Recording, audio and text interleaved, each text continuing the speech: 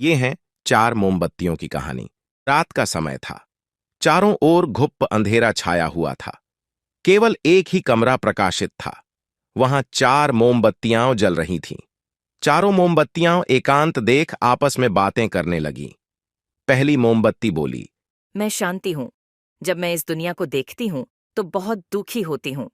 चारों ओर आपाधापी, लूट खसोट और हिंसा का बोलबाला है। ऐसे में यहाँ रहना बहुत मुश्किल है। मैं अब यहाँ और नहीं रह सकती। इतना कहकर मोमबत्ती बुझ गई। दूसरी मोमबत्ती भी अपने मन की बात कहने लगी। मैं विश्वास हूँ। मुझे लगता है कि झूठ, धोखा, फरेब, बेईमानी मेरा वजूद खत्म करते जा रहे हैं।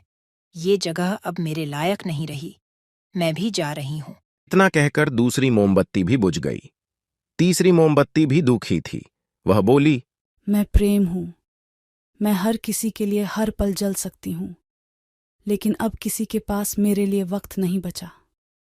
स्वार्थ और नफरत का भाव मेरा स्थान लेता जा रहा है। लोगों के मन में अपनों के प्रति भी प्रेम भावना नहीं बची। अब ये सहना मेरे बस की बात नहीं। मेरे लिए जाना ही ठीक होगा। ये कहकर तीसरी मोमबत्ती भी बुझ गई। तीसरी बत्ती बुझी ही थी कि कमरे में एक बालक ने प्रवेश किया।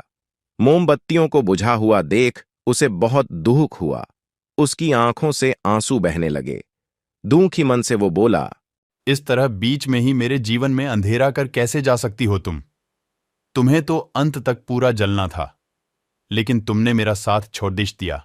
अब मैं क्या करूंगा? बालक की बात सुन चौथी मोमबत्ती बोली, घबराओ नहीं बालक, मैं आशा हूँ और मैं तुम्हारे साथ हूँ।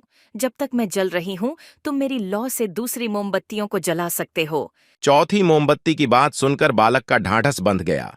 उसने आशा के साथ शांति, विश्वास और प्रेम को पुनः प्रकाशित कर लिया। सीख, जीवन में समय एक सा नहीं रहता। कभी उजाला रहता है तो कभी अंधेरा।